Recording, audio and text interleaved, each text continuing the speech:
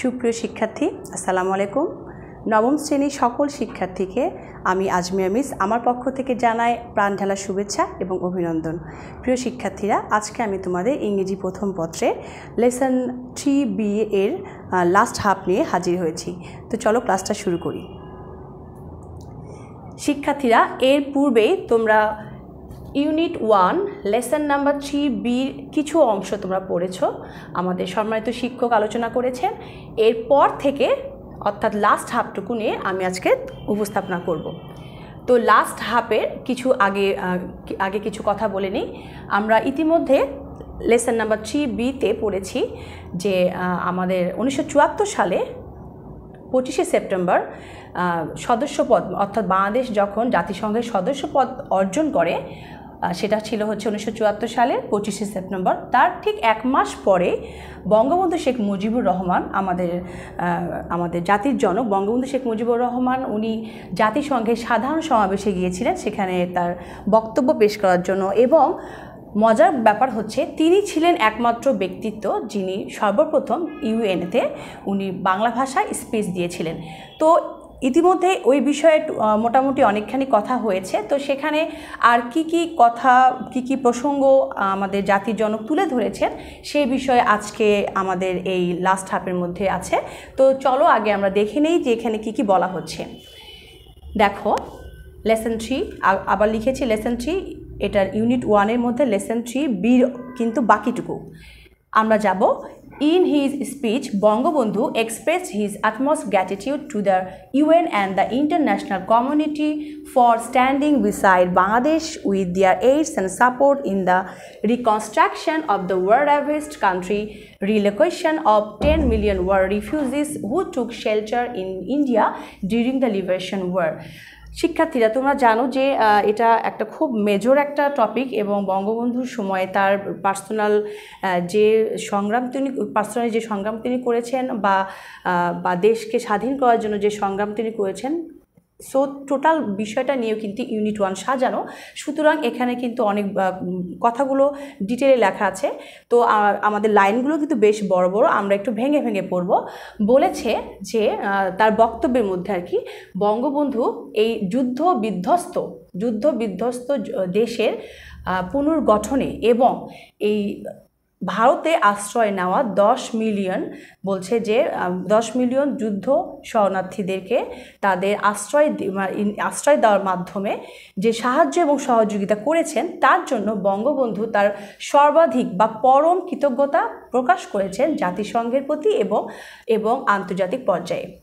তারপর যাই, the leader of the country reminded the world how Bangladesh stood on the ruins and debris of a war where people were just struggling for survival. এই আমাদের জাতির দলনেতা তিনি আরও মনে করে দেন এই বিশ্বকে যে বাংলাদেশ কতটা ধ্বংসস্তূপের উপর দাঁড়িয়ে আছে এবং যেখানে মানুষজন তাদের অস্তিত্বকে টিকে রাখার জন্য লড়াই করে যাচ্ছে। এটা however, যাই হোক, the repeated natural calamities were making their life harder and people even didn't have a minimum intake of food for a day.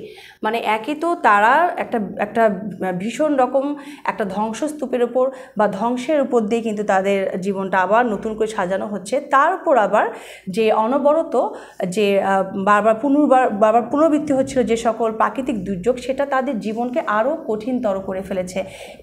এমনকি দেখা যাচ্ছে তাদের একদিনে খাবার পর্যন্ত নেই।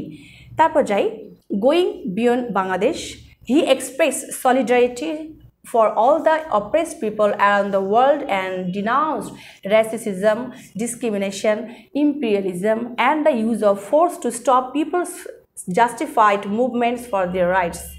এই লাইনটাও বেশ বড়, একটু বুঝে আমরা পড়ব। আর দেখবে আমার এই প্যাসেজটার কিছু শব্দ আছে যার নিচে আমি আন্ডারলাইন করেছি। এই শব্দগুলো অর্থ আমি আমার 3 নাম্বার পেজে দিয়েছি তোমাদের সুবিধার জন্য, কারণ এখানে অনেকগুলো শব্দ আছে যেগুলো আমরা হয়তো অনেকে আগে থেকে হয়তো শুনিনি বা নতুন আমাদের কাছে। সেই শব্দগুলো যেন তোমাদের কাছে সহজে যেন বুঝতে পারো, সেই জন্য আমি অর্থ করে দিয়েছি। তো এই লাইনটার অর্থটা বলি যে বাংলাদেশ ছাড়াও, বাংলাদেশের কথা তো বলেছেন, তাছাড়া উনি এই বিশ্বে চারপাশে ছড়ানো ছিটানো যে মানুষদের তাদের বর্ণবাদ বা বৈষম্যতা বা সাম্রাজ্যবাদ অথবা যে সকল মানুষ হয়তো ন্যায়ের জন্য তাদের অধিকারের জন্য সংগ্রাম করছে তাদেরকে বল প্রয়োগ করা হচ্ছে থামিয়ে দেওয়ার জন্য। তো এই সকল বিষয়ের প্রতি তিনি কিন্তু তুলে ধরেছেন, তার সংহতি তুলে ধরেছেন। এরপর যাচ্ছি, বলেছে referring to the struggle of the people in Africa, Asia, Latin America, Namibia, Palestine and Zimbabwe, he express his worry about peoples plight to achieve their own rights.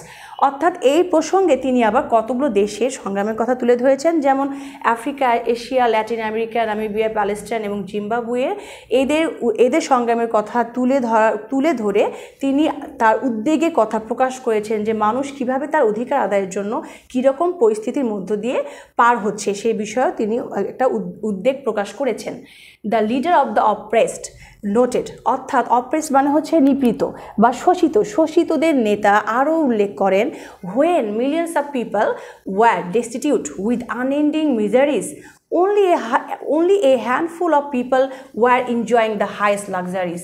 অর্থাৎ বলতে চাচ্ছেন যেখানে মিলিয়ন পিপল, মানুষরা যেখানে মানে অসীম দুঃখ কষ্টের সাথে বসবাস করছে, সেখানে মুষ্টিময় কিছু ব্যক্তি তারা সর্বাধিক একটা জাঁকজমকপূর্ণ একটা জীবন তারা যাপন করছে। He emphasized quick measures for global financial management based on justice।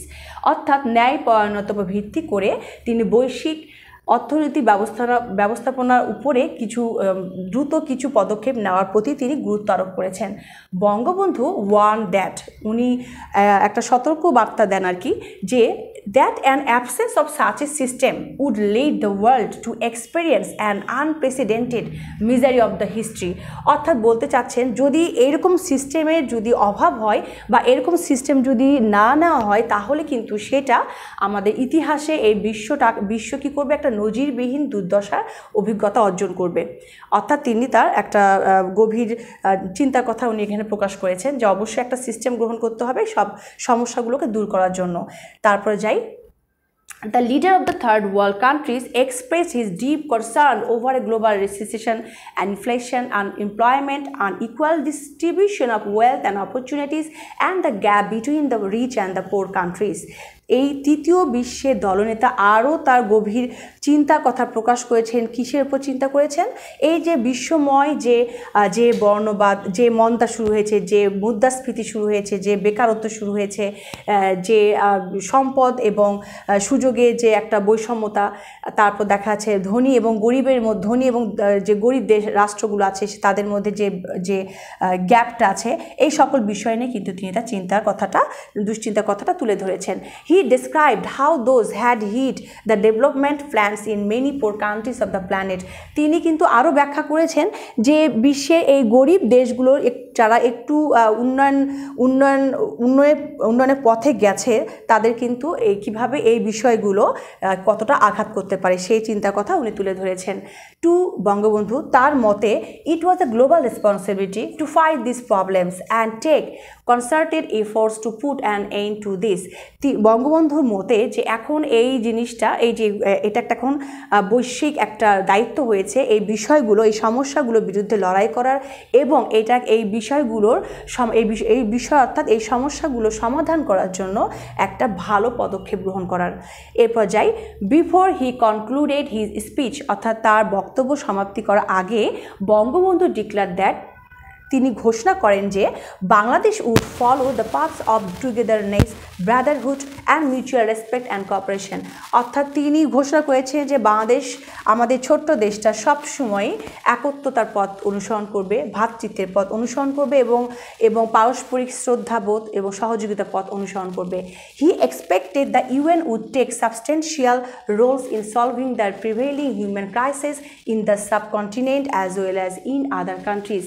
অর্থাৎ তিনি কিন্তু আশা করছেন যে জাতিসংঘ অবশ্যই তার একটা সুদৃঢ় একটা ভূমিকা পালন করবে এই যে মানব জগতে যে মানুষের যে সমস্যাগুলো আছে এই সমস্যাগুলো উন্মোচনের জন্য, এবং সেটা এই উপমহাদেশ এবং অন্যান্য দেশের মধ্যে বিদ্যমান সমস্যাগুলো সমাধানে, অর্থাৎ ইউএন খুব ভালো একটা পদক্ষেপ হাতে নেবে।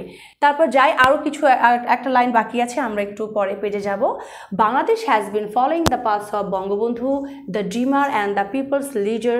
Even after his death nearly 5 decades ago। অর্থাৎ বঙ্গবন্ধু মারা গেছেন আজ 5 দশক পরেও কিন্তু বাংলাদেশ এই স্বপ্নচারী অর্থাৎ এই স্বপ্নদ্রষ্টা আমাদের জাতির জনক বঙ্গবন্ধুর দেখানো সব পথেই কিন্তু বাংলাদেশ এগিয়ে চলছে। এই হলো আমাদের লেসন 3B এর লাস্ট হাফ আমরা পড়ে ফেলেছি। এখন তোমাদের এই প্যাসেজটার উপরে তোমাদের কোশ্চেন অ্যান্সার আছে যেগুলো আমরা HW করব এবং স্কুলে জমা দেব। তো সেই কোশ্চেন অ্যান্সারগুলো আমি তোমাদেরকে 4টা সলভ করে দিয়েছি।